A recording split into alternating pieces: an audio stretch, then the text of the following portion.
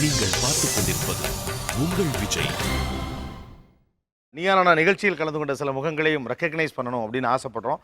நிறைய பேர் வராங்க, நிறைய பேர் பேசுகிறாங்க. ஒவ்வொரு முறையும் இன்னும் சொல்லப்போனால் ஒரு வகையில் எங்களுக்கு பர்சனலாக சந்தோஷம். ஒரு விஷயத்தை கன்ஸ்ட்ரக்டிவாக எப்படி டிசைன் பண்ணி ப்ரெசென்ட் பண்ணினா அது போய் சேரும் அப்படிங்கிறத ஓரளவுக்கு ஊடக வழியாக நம்மளால் அவங்களுக்கு கனெக்ட் பண்ண முடிஞ்சிருக்குங்கிறது கொஞ்சம் சந்தோஷப்பட்டுக்கக்கூடிய விஷயமாகத்தான் நாங்களும் பார்க்குறோம். இந்த நிறைய பேர் பேசியிருந்தாலும் கூட இந்த நிறைய மக்களால் விரும்பப்பட்ட நீயா நானாவின் 3 சிறந்த பேச்சாளர்களை உங்கள் முன்னால் ஒரு அப்ரிசியேஷன் கொடுக்கணும் அப்படின்னு ஆசைப்படுறோம். 3 பேரையும் மேடைக்கு அன்போடு அழைக்கிறோம்.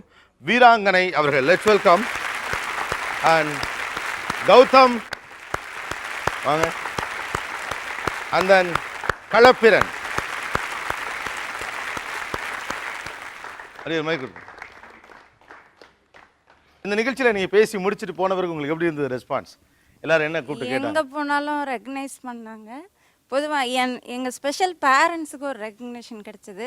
அந்த பாவம் பண்ணிட்டீங்க அதனால தான் உங்களுக்கு இந்த பிள்ளை கிடச்சிது அந்த மாதிரி பேசுகிறதையோ, இல்லை இந்த மாதிரி பேரண்ட்ஸ் ஒரு வசதி வாய்ப்போடு இருக்கிறவங்களுக்கு உனக்கு ஒரு தெய்வ குழந்தை கிடச்சிருக்கு, அது காரணமாக தான் நீ இந்த நிலைமைக்கு வந்திருக்க.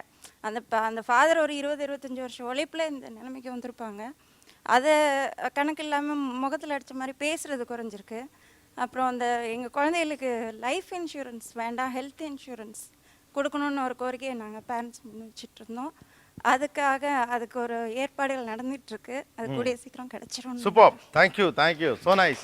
அண்ட் கௌதம், அதாவது ஏறக்குறைய வருஷத்துடைய கடைசியில் வந்து பேசி வருஷம் முழுக்க இருந்த எல்லா ரசிகர்களையும் தன் பக்கம் இழுத்துட்டார். பிகாஸ் அவர் செய்கிற வேலை அப்படி தான். என் அளவை தாண்டி எனக்கு பணம் வந்த பிறகு இது வேண்டான்னு முடிவெடுத்த கார்ப்பரேட் செக்டர் அப்படின்னு ஒரு துணிச்சலாக விவசாயத்தில் இறங்கியவர்.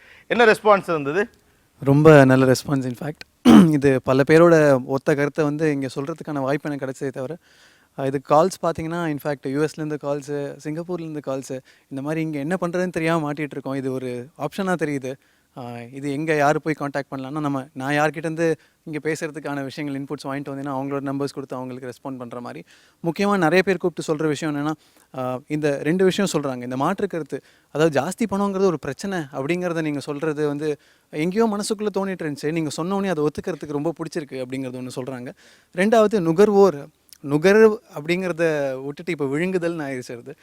கன்சியூமரிசம் ரொம்ப ஒரு பெரிய எக்ஸ்டென்ட்டுக்கு போயிட்டுருக்கு. என்ன தேவையோ அது கூட என்னென்னு உணர முடியாமல் எதெல்லாம் வாங்க முடியுமோ வாங்கிறதுக்கு ஒரு தகுதி இருக்குங்கிற காரணத்தாலேயே பொருட்களை வாங்கி குவிக்கிறது. இது நீங்கள் சொல்கிறது ரொம்ப சரியாக இருக்குது. அதையும் அவாய்ட் பண்ணுறதுக்கு இனிமேல் விரும்புகிறோம். இது எங்கேருந்து கற்றுக்கலாம், இன்னும் என்னென்ன பண்ணலாம் அப்படிங்கிறது நிறைய பேர் கேட்குறாங்க. ஸோ ரொம்ப சந்தோஷம். நம்பர் நிறைய பேர் எங்கள்கிட்ட கேட்குறாங்க. களப்பிரன், ஆக்சுவலாக நீங்கள் ஓஷோ படிக்கிறதும் உலக தத்துவங்கள் படிக்கிறதும் இதெல்லாம் ஒரு பக்கம் நடந்தாலும் கூட உங்களுடைய சொந்தக்காரர்களிடம் நீங்கள் பழகணும், அவங்களோட சேர்ந்து இருக்கணும்.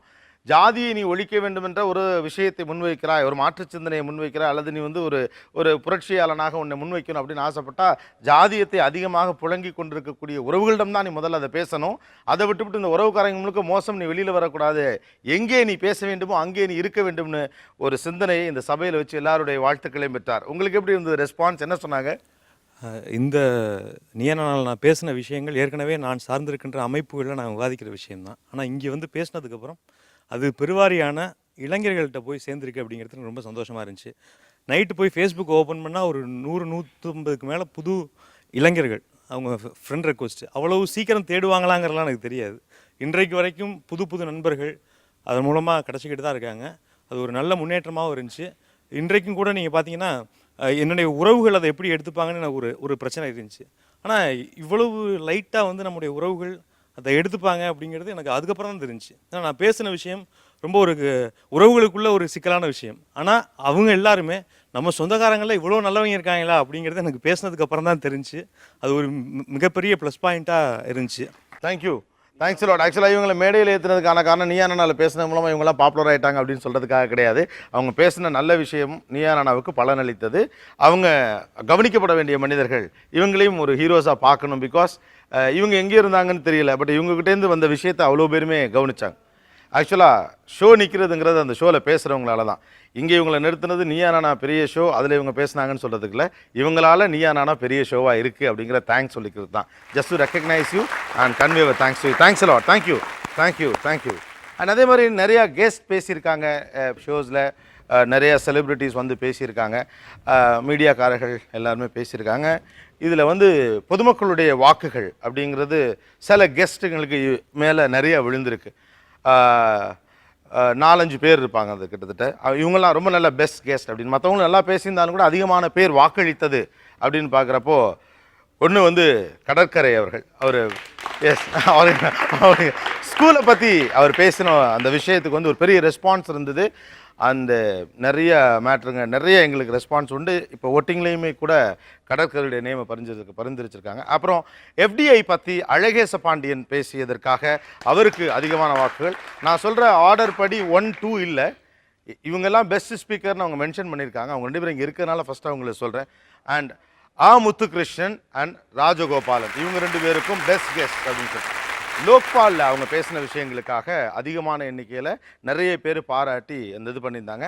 அண்ட் இளங்கோ கல்லானை அவருக்கும் அதிகமான எண்ணிக்கையில் வாக்குகள். அவர் பேசின 2-3 சப்ஜெக்ட், ஃபார் எக்ஸாம்பிள் குழந்தை வளர்ப்பு உள்ளிட்ட சில விஷயங்கள் அவருடைய பாயிண்ட் ஆஃப் வியூ அவருக்காக. அண்ட் டாக்டர் மோகன் சைக்கலாஜிக்கலாக ஒரு விஷயத்தை அப்ரோச் பண்ணுறது, ஆந்த்ரோபலாஜிக்கலாக ஒரு விஷயத்தை அப்ரோச் பண்ணுறது, டீட்டெயில்டாக ஒரு விஷயத்தை சொல்கிறதுல ரொம்ப கன்ஸ்ட்ரக்டிவாக இருக்கார் அப்படின்னு அவரை பற்றி கமெண்ட் பண்ணியிருக்காங்க. ஒரு விஷயத்தை அதை நிறைய பேர் நிறைய விஷயங்களை கவனிக்காமல் இருக்கும், அல்லது வெகுஜனமாக எல்லாராலையும் கவனிக்கப்படக்கூடியவங்கன்னு ஒரு கட்டம் இருக்குது. பட் அதை தாண்டி கவனிக்க முடியாத ஒரு சிறுநகரத்தை யாரும் பெருசாக கவனிக்கிறது இல்லை. ஸோ அதனால் இது எல்லாவற்றையும் சொல்லணும். இந்த சாதாரண விஷயம் கிடையாது. இவங்கெல்லாம் எவ்வளோ ஒர்க் பண்ணுறாங்க. சிறந்த அரசு பள்ளிக்கூடம் யாருமே கண்டுக்கிறது கிடையாது.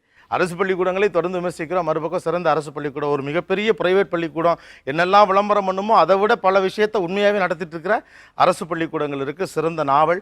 அந்த நீ இன்னும் சொல்ல போனோம்னா வெகுஜன மக்களுக்கு பின்னால் உட்காந்துருக்க இந்த இளம் தலைமுறை பிள்ளைகளுக்கெல்லாம் இந்த நாவல் யார் எழுதுனது அப்படிங்கிறது தெரிய வாய்ப்பில்லை. மேபி 4 பேர் அதை தேடி படிக்கலாம். That's a whole idea. 2 gift. ஒன்று வந்து தன்னுடைய பாயிண்ட் ஆஃப் வியூவை கிளியராக சொன்னதும், அவர் சில இடங்களில் சொன்னது மூலமாக மேபி நிறைய பேருக்கு தோணும் அந்த இடத்த நம்ம தேடி போகணும் அப்படின்னு தோணக்கூடிய அளவுக்கு சில இடங்கள் அவர் பரிந்துரைத்ததும், சில மனிதர்களை பரிந்துரைத்ததும் ரொம்பவே that's a whole idea of the show, அந்த purpose of the show. Thiru S Ramakrishnan அவர்களுக்கு அந்த பரிசை கொடுக்கணும் அப்படின்னு ஆசைப்படுறோம். திருச்சி மங்கள் அண்ட் மங்கள் வழங்கும் கிஃப்ட் வவுச்சர் கொடுங்க. Thank you sir, thanks a lot. All the very best, best wishes. And இன்னொருத்தர் எல்லா விஷயம் பற்றியும் அவருக்கு இருக்கிற தீவிரமான ஞானம். ஒரு ஒரு ஒரு இளம் வயதில் வந்து ஒரு ஒரு ஒரு பத்திரிகையாளன் ஒரு பயணி போல திரியணும் அப்படிம்பாங்க. அந்த மாதிரி எல்லா இடமும் அவர் களக்காடு ஊரை சொன்ன விதமும் இருக்கலாம். அவர் பேருக்கு ஏற்ற மாதிரி அப்படியே கடற்கரை முழுக்க நடப்பாராட்டிருக்கு. வாங்க கடற்கரை. திருச்சி சிங்கப்பூர் ஹார்ட்வேர்ஸ் வழங்கும் ஒரு கலர் டிவி பரிசு. கொஞ்சம் அன்சங் ஹீரோஸாக இருக்கிறவங்கள, அல்லது உண்மையாகவே யாரை நம்ம ரெக்கக்னைஸ் பண்ணணுமோ, அடையாளப்படுத்தணுமோ இந்த சமூகத்திற்கு, அவர்களை அடையாளப்படுத்தணும் அப்படின்னு ஆசைப்பட்ட இந்த கன்னி முயற்சி தான் நீயா நானா முகங்கள் 2012. ஒவ்வொரு வருடமும் உங்கள் எல்லாருடைய ஆதரவோடும் இது அடுத்தடுத்த இடத்திற்கு பயணப்படும் அப்படின்னு நம்பலாம்.